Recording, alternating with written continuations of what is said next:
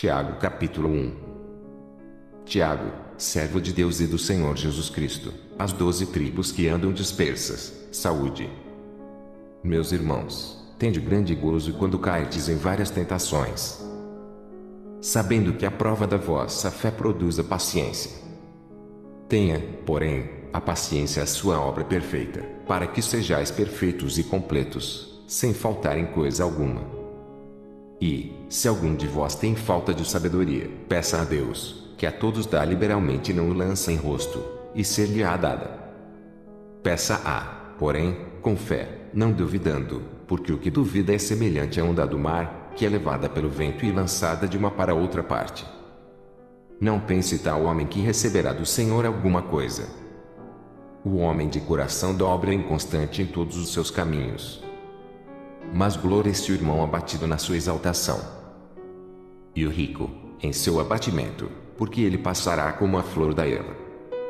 Porque sai o sol com ardor, e a erva seca, e a sua flor cai, e a formosa aparência do seu aspecto perece, assim se murchará também o rico em seus caminhos. Bem-aventurado o varão que sofre a tentação, porque, quando for provado, receberá a coroa da vida, a qual o Senhor tem prometido aos que o amam. Ninguém, sendo tentado, diga, de Deus sou tentado, porque Deus não pode ser tentado pelo mal e a ninguém tenta. Mas cada um é tentado, quando atraído e engodado pela sua própria concupiscência. Depois, havendo a concupiscência concebido, dá à luz o pecado, e o pecado, sendo consumado, gera a morte. Não erreis, meus amados irmãos.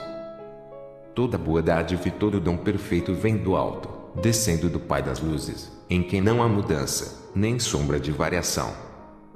Segundo a sua vontade, ele nos gerou pela palavra da verdade, para que fôssemos como primícias das suas criaturas.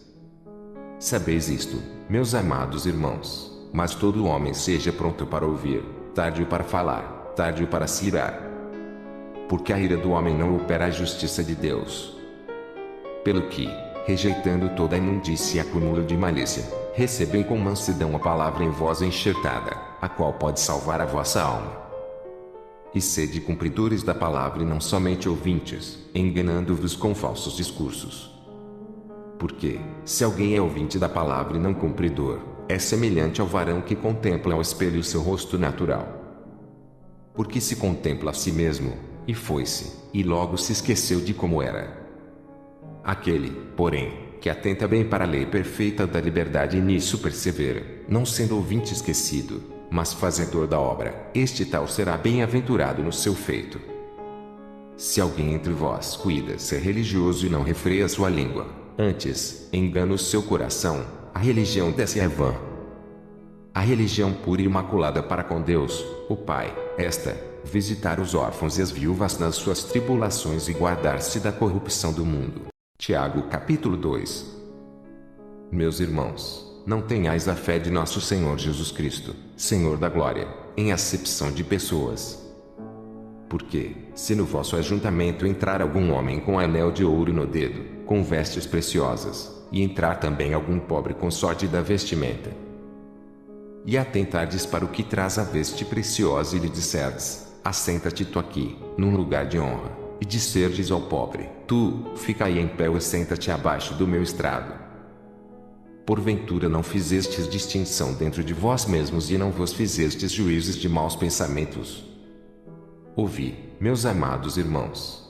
Porventura, não escolheu Deus aos pobres deste mundo para serem ricos na fé e herdeiros do reino que prometeu aos que o amam? Mas vós desonrastes o pobre. Porventura, não vos oprimem os ricos e não vos arrastam aos tribunais? Porventura, não blasfemam eles o bom nome que sobre vós foi invocado? Todavia, se cumprirdes, conforme a Escritura, a lei real, amarás a teu próximo como a ti mesmo, bem fazeis.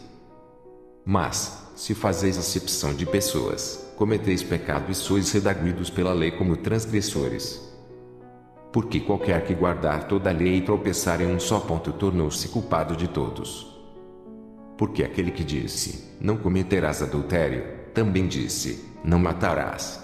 Se tu, pois, não cometeres adultério, mas matares, estás feito transgressor da lei. Assim falai e assim procedei, como devendo ser julgados pela lei da liberdade. Porque o juízo será sem misericórdia sobre aquele que não fez misericórdia, e a misericórdia triunfa sobre o juízo. Meus irmãos, que aproveita se alguém disser que tem fé e não tiver as obras? Porventura, a fé pode salvá-lo? E, se o irmão ou a irmã estiverem nus e tiverem falta de mantimento cotidiano, e algum de vós lhes disser, ide em paz, aquentai-vos e fartai-vos, e lhes não derdes as coisas necessárias para o corpo, que proveito virá daí? Assim também a fé, se não tiver as obras, é morta em si mesma. Mas dirá alguém, tu tens a fé, e eu tenho as obras. Mostra-me a tua fé sem as tuas obras, e eu te mostrarei a minha fé pelas minhas obras. Tu crês que há um só Deus? Fazes bem, também os demônios o creem e estremecem. Mas, ó homem vão, queres tu saber que a fé sem as obras é morta?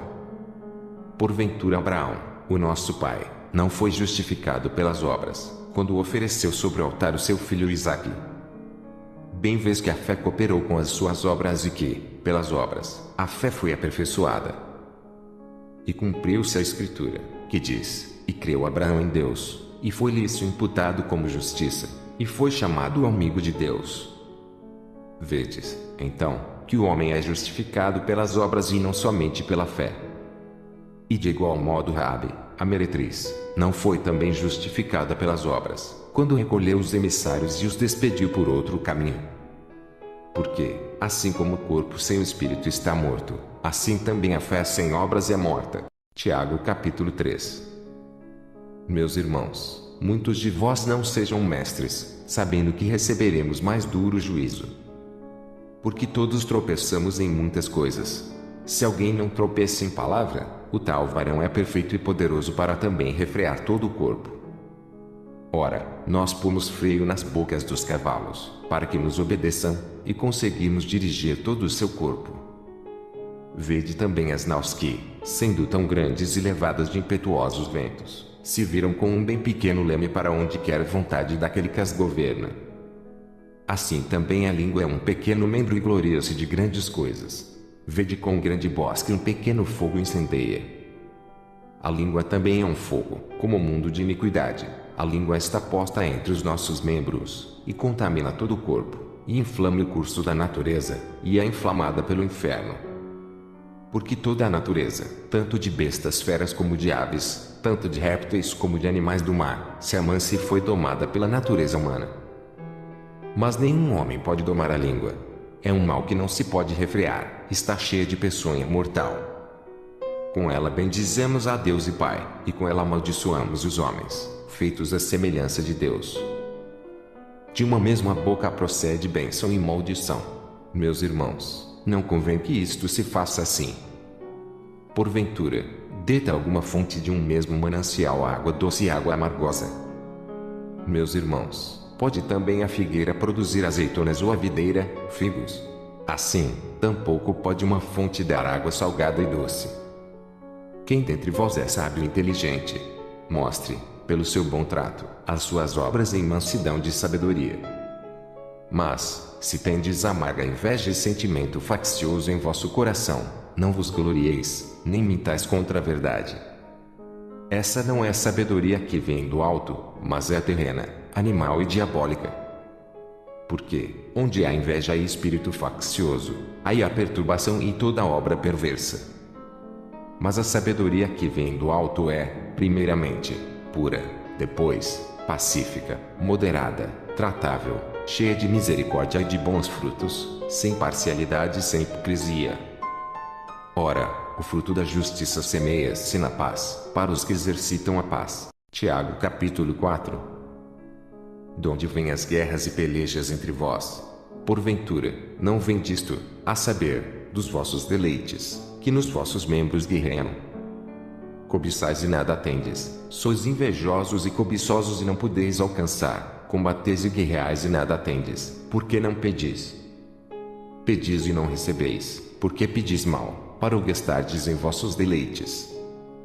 Adúlteros e adúlteras, não sabeis vós que a amizade do mundo é inimizade contra Deus?